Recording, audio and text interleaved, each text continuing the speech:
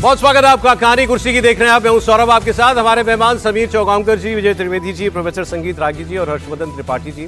Bihar election की बात हो रही है। आज की तिथि बड़ी महत्वपूर्ण है। पहले फेज का नॉमिनेशन वापस लेने का अंतिम दिन और दूसरे फेज का नॉमिनेशन करने का अंतिम दिन। और यही वजह है कि आज आरजेडी ने अपनी 143 उम्मीदवारों की लिस्ट जारी की है। आज के दिन लास्ट डे, पहली लिस्ट और शायद अंतिम लिस्ट। कांग्रेस पार्टी ने 60 उम्मीदवार उतार दिए। कहा यह जा रहा था कि वो तेजस्वी यादव जो है उनको 50-55 से ज्यादा नहीं देना चाहते सीट, लेकिन उन्होंने 60 कैंडिडेट तो डिक्लेयर किए हुए हैं। मतलब तनातनी अभी भी है। तो कांग्रेस और आरजेडी के बीच तनाव बढ़ रहा है। आरजेडी और कांग्रेस में खींचतान के बीच पूर्णिया के जो सांसद हैं पप्पू यादव, ये बड़े वायरल हैं आजकल। इन्होंने कांग्रेस की सीट से आरजेडी कैंडिडेट के लड़ने पर बड़ी आपत्ति जताई। पप्पू यादव ने फेसबुक पर लाइव आकर के सीधे लालू यादव को गठबंधन धर्म निभाने की नसीहत दी। कभी जनता माफ नहीं करेगी इसके बाद। जो भी गठबंधन धर्म का पालन नहीं करेंगे, आने वाला इतिहास में शिखंडियों में लिखा जाएगा, चाहे जो भी हो। लालू जी हाथ जोड़ते हैं आपसे, पैर पकड़ते हैं 1990 और ये 2005 नहीं है। आप सामाजिक न्याय के पुरोधा है, आप पर का हम सम्मान करते हैं, लेकिन इस गठबंधन को हरियाणा से नहीं चलाइए। पैर पकड़ता हूं, बिहार का टिकट हरियाणा तय ना करे। बिहार का टिकट हरियाणा से कौन? संजय यादव, उनके ऊपर आरजेडी के नेता, उनसे परिवार भी नाराज था, लालू यादव फैमिली। और अब लवरू कहां से? वो हरियाणा करे, वो तो कर्नाटक से तय हो रहा है। वो प्रभारी हैं। खैर ये बात तो मतलब वो बात अलग है। लेकिन अब सवाल यह है कि पप्पू यादव का क्या लोकस है इस सारे चुनाव में। पप्पू यादव, जहां तक हमको मालूम है, पप्पू यादव का कोई प्रचार वगैरह में तो इस्तेमाल अभी तक होता हुआ दिखाई दिया नहीं। लेकिन पप्पू यादव बातें बहुत कर रहे हैं। एक जगह तो वो सिंबल भी जो है एक उम्मीदवार को पप्पू यादव पकड़वा रहे थे। पप्पू यादव आरजेडी को घेरने में इस वक्त अपने नेतृत्व का एक हथियार बने हुए हैं। लेकिन ये काम कितना आएगा? अब इसका एक दूसरा उदाहरण मैं आपको बताता हूं। अभी कुछ दिनों पहले जो राजेश राम जी कांग्रेस पार्टी के प्रदेश अध्यक्ष हैं, उनका और एक सिटिंग एमएलए का जिसका टिकट कट गया, उन दोनों की बातचीत का एक ऑडियो जो है वो पब्लिक हो गया था। और उसमें भी पप्पू यादव का जिक्र आया था कि पप्पू यादव दबाव बना रहे हैं, पप्पू यादव टिकट बांट रहे हैं। अब पप्पू यादव टिकट किस कैपेसिटी में बांट रहे हैं, सवाल यह है। तो वो आपको बातचीत का मैं हिस्सा सुनवाता हूं। क्या खेल हो रहा है? ऐसा तो पार्टी में कभी नहीं हुआ था। खेल हाथी घोड़ा सब हो रहा है। हमने कहा था कि भाई एक भी टिकट सबको दे रहे हैं। तो आगे खबर कर दिए सर, ऊपर खबर कर दिए सर। आप बड़े मतलब कि अभी पप्पू यादव लगा हुआ है ना। किसके पीछे लग गया पप्पू यादव? कौन चीज है पप्पू यादव? क्या है? इरफान है तो पप्पू यादव हम लोग पार्टी का कौन चीज है? कौन चीज है तो ये तो ऊपर पूछिएगा ना सर। किसको पूछे भैया? हमने आपका रिकमेंडेशन किया। हाँ और आपकी तबल आपका, इसके बाद अबूदूर जी का, इजरारुल जी का, सबका से टिकट जो है बाद में आन के सिंबल रोका है। क्या रोक दिया? अब ये सब पप्पू जी और फलाना और ढेकाना बेनू जी सब बैठ करके क्या क्या कर रहे हैं अब तो है। हम लोग तो परसवे सब साइन उन सब करके दे दिए। ऐसा पार्टी चलेगा सर इस तरह से? जो अगर हम लोग के साथ बिल्कुल नहीं चलेगा। इसके लिए हम भी बहुत परेशान हैं। इमेजिन कीजिए, चुनाव चल रहा है। ये बात जो आपने सुनी, ये पार्टी के प्रदेश अध्यक्ष की है कि ऐसे पार्टी नहीं चलेगी, हम भी बहुत परेशान हैं। पप्पू यादव टिकट बांट रहे हैं। बेनू नाम लिया गया। मैंने भी पूछा बेनू कौन? तो बोला बेनू गोपाल जी। फिर उन्होंने बोला बेनू गोपाल जी कांग्रेस पार्टी। तो कांग्रेस पार्टी बेनू गोपाल जी चलाते हैं ना। तो वो मतलब अब सवाल ये कि अगर उन्होंने वेणु गोपाल जी का नाम लिया है, फिर उन्होंने कहा अब ऊपर पूछिए, तो मतलब ऊपर से ही कुछ वरदहस्त है पप्पू यादव को। नहीं तो पप्पू यादव क्यों इस चुनाव में, टिकट बांटने का उनका क्या काम, सिंबल देने का पप्पू यादव का क्या काम है, और प्रदेश अध्यक्ष क्यों परेशान है पप्पू यादव से? क्या कहानी है पप्पू जी की, त्रिपाठी जी? नहीं देखिए, पप्पू जी की कहानी तो कई बार पप्पू जी को भ्रम होता होगा, और मुझे तो सचमुच बड़ा आश्चर्य हो रहा है। हम लोग अभी इसके पहले जब बात कर रहे थे, अब सोचिए ये समय है और वो शिखंडी और जाने क्या क्या कहते हुए फिर लालू जी का अगली लाइन में नाम ले रहे हैं। मतलब ये तो खतरनाक काम कर रहे हैं ना पप्पू यादव। ये तो बिल्कुल ही कांग्रेस का जो थोड़ा सा भी प्रोस्पेक्ट बचा हुआ हो। जब वोट अधिकार यात्रा निकली थी तो उसके बाद राष्ट्रीय जनता दल के नेता कह रहे थे कि डंडा झंडा लेकर हम खड़े होते हैं राहुल जी की यात्रा में, और जब तेजस्वी जी की यात्रा निकली तो कांग्रेस वाले नहीं खड़े हुए। तो इतना झगड़ा अगर चलेगा तो भला कहां से लड़ाई लड़ पाएंगे। और कांग्रेस को यह है कि ठीक है हम लोग अलग अलग वोटर ग्रुप को टारगेट कर लेंगे, तुम चलो ठीक है भाई एमओआई समीकरण हो गया, कुछ थोड़ा और हो गया, हम थोड़ा दलित सवर्ण कर लेंगे थोड़ा सा उसमें। ऐसे नहीं होता है ना, मैसेजिंग तो ओवरऑल जाती। और ये जो बातचीत हो रही थी, प्रदेश अध्यक्ष तो थे ही थे, दूसरे सज्जन विधायक हैं कांग्रेस के, दोनों जिस अंदाज में बात कर रहे हैं, वेणु जी मतलब वेणुगोपाल ही होंगे और तो कोई वेणु जी याद आते नहीं है, तो वेणुगोपाल जी होंगे, पप्पू यादव को इस तरह से कह रहे हैं ऊपर से नीचे तक सब बता दिया है। अच्छा दिक्कत यह है कि बेचारे कितना भी हो, बिहार का आदमी कहां फोन करेगा, आईएसडी कहां लगाएगा, वो तो दिल्ली तक तो बात कर सकता है। आईएसडी नहीं, इंटरनेशनल कॉल लगानी पड़ेगी। वही बोल राहुल रहे जी से हैं, बात करनी तो वही बोल रहे हैं देखिए देश जो में तो समीर जी ने बोला था उसको वो बोल नहीं रहे, देश नाम में नहीं क्या ले है रहे कि देश में तो ये जियो वगैरह आने के बाद सब क्या हो गया कि ठीक है आपको अब एसटीडी नहीं लगानी पड़ती, आईएसडी तो लगानी पड़ती है ना, पैसा बहुत कट जाता है। इतने साल से सत्ता में नहीं है, वो चलेंगे लगाने फोन में, वो भी दिक्कत है। और मुझे लगता है कि ये सचमुच गंभीर मसला है। जो लाइन उन्होंने बोली है, पार्टी ऐसे चलेगा सर, ऐसे तो नहीं चलेगा सर। कांग्रेस की पूरी कहानी इन्हीं दो लाइनों में। देखिए पप्पू यादव जो कह रहे हैं उससे ये बात आप कह सकते हैं कि एक तस्दीक होती है जो हमारा एक एनालिसिस था कि भाई कांग्रेस पार्टी असर्ट कर रही है, राहुल गांधी नहीं अब क्षेत्रीय दलों के सामने झुकना चाहते। सर ने कहा कि ये 29 की तैयारी कर रहे हैं, उनका मुस्लिम वोट का सवाल है और उसके सामने तो उसके लिए तो अड़ना ही पड़ेगा। अब पप्पू यादव वही बात आर्टिकुलेट शब्दों में कह दे रहे हैं।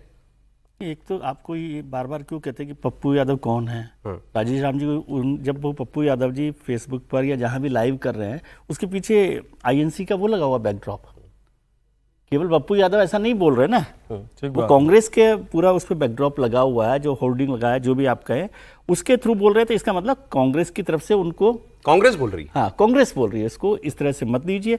और राहुल जी ने कहा होगा कि भाई ये राजनीति में जो क्षेत्रीय नेता उनसे वो क्या बात करेंगे, ये सब लोग देखते रहेंगे। पहले हम सुना करते थे बड़े भाई यार तुम छोटे भाई से ही लड़के देख लो एक बार, तो वैसा शायद ये कर रहे होंगे। लेकिन राहुल जी के बिना वरद हस्त के पप्पू जी नहीं बोल रहे। अब पप्पू जी ने दोनों बातें कर दी, पहले शिखंडी वगैरह कुछ कुछ बोला था शायद, फिर लालू जी के हाथ जोड़ने, पैर पकड़ने और सब बातें भी कर दी है।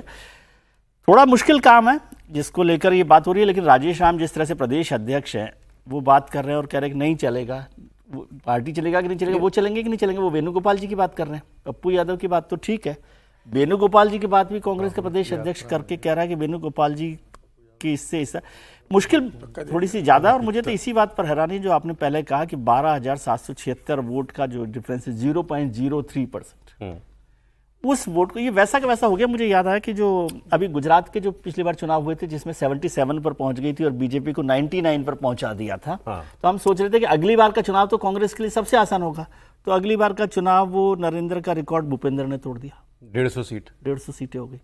वैसा का वैसा हाल। दो बातें हैं, एक तो टिकट देखिए, टिकट बटने का किसी की नाराजगी जो एमएलए ने वीडियो का वो तो रिकॉर्ड कर लिया, ये कोई बड़ी बात नहीं है। बड़ी बात है जो आरजेडी और कांग्रेस के बीच में। और अब जैसे अब जो इसमें दूसरी ना समझ में आ पाने वाली बात है, लालू यादव है। आप तेजस्वी, हम लोग तेजस्वी ज्यादा कहते हैं क्योंकि दिखते वो ज्यादा है, लालू यादव है पीछे। लालू यादव को दबा ले जाएगी कांग्रेस, ये सवाल है। और ये थोड़ा सा विचित्र बात है। नहीं, वो लालू यादव का नाम ले रहे हैं, बाकी तेजस्वी चला रहे हैं पार्टी को। लालू कुछ नहीं कर रहे हैं, एक्टिव नहीं है। वो दो चार अपने जो लोग होंगे जो पुराने लोग हैं उनके टिकट दिलवा दिए, नहीं दिलवा दिए। लालू जी का नाम वैसे ही लेते हैं। ठीक है, पूरी पार्टी तेजस्वी जी के पास है, तेजस्वी फैसला कर रहे हैं। तेजस्वी के साथ राहुल के क्या कनेक्शन है नहीं है, हो सकता है स्ट्रेटेजी के हिसाब से वो सोच रहे हो कि भाई हमारे वोट अलग अलग है, जो आपने भी जिस बात का जिक्र किया उसके रास्ते से कोई नई स्ट्रेटेजी पर वो काम कर रहा हूं। ये भी तो लालू जी एक्टिव नहीं है इसलिए हल्के में ले रहे हैं क्या तेजस्वी को कांग्रेस? नहीं, ये जो बात कही जा रही है कि कांग्रेस के राहुल गांधी और मल्लिकार्जुन खड़गे की बात नहीं हुई है, नहीं, राहुल और मल्लिकार्जुन खड़गे दोनों की लालू प्रसाद यादव से बात हुई है, तेजस्वी से बात हुई है। इसके बावजूद भी सीटों के बारे में मामला उलझा हुआ रह गया है। दूसरी बात, पप्पू यादव को आप ध्यान दीजिए, कांग्रेस के किसी भी प्रवक्ता से ज्यादा, कांग्रेस के किसी भी नेता से ज्यादा पप्पू यादव का बाइट आ रहा है, बिल्कुल मीडिया में, न सिर्फ सोशल मीडिया में, बल्कि चैनल वगैरह पर भी यदि कोई बात अभी उन्होंने कर रहे कहा हैं, वो कांग्रेस की पप्पू बिना यादव सरकार की बात बना कर लोगे, रहे हैं। ये बोला उन्होंने। हाँ, और तीसरी बात, वो बात सही कह रहे हैं। देखिए, कांग्रेस पार्टी तो ऐसी ही चल रही है। थोड़ा कांग्रेस पार्टी संभल करके थोड़ा 10% के नजदीक जो है वो पिछले चुनाव में आई थी। उससे पहले कांग्रेस पार्टी का वोट बैंक क्या बच गया था बिहार के अंदर? 6.5%, 6.6%। जो 2 चुनाव थे, 15 का चुनाव और 10 का चुनाव, यदि दोनों चुनाव यदि आप देखेंगे तो यही कांग्रेस पार्टी की है। कांग्रेस पार्टी जब तक ज्यादा सीटों पर नहीं लड़ेगी, अपने पुराने वोट बैंक को हासिल नहीं करती है, जब तक अपना वजूद नहीं खड़ा करती है, आने वाली देश की राजनीति में कांग्रेस अपने आप को नहीं खड़ा पाएगी। और मुझे ऐसा लगता है कि कांग्रेस पार्टी इस दिशा में काम कर रही है, केंद्रीय नेतृत्व इस दिशा में काम कर रहा है। जो लोकल उसकी लीडरशिप है वो दूसरे तरीके से सोच रहा है, और कांग्रेस का नेतृत्व जो है, केंद्रीय नेतृत्व, वो दूसरे तरीके से। अगर ये कोई लॉन्ग टर्म स्ट्रेटेजी है तो फिर ठीक है, फिर अब इसमें जो है आपको कुछ निकट भविष्य का नुकसान भी हो सकता है। अब मैं आपको दूसरे कैंप की खबर बताता हूं। महागठबंधन में तो सब कुछ बिखरा हुआ दिखाई दे रहा है, दूसरी तरफ एनडीए ने अपना घर ठीक कर लिया।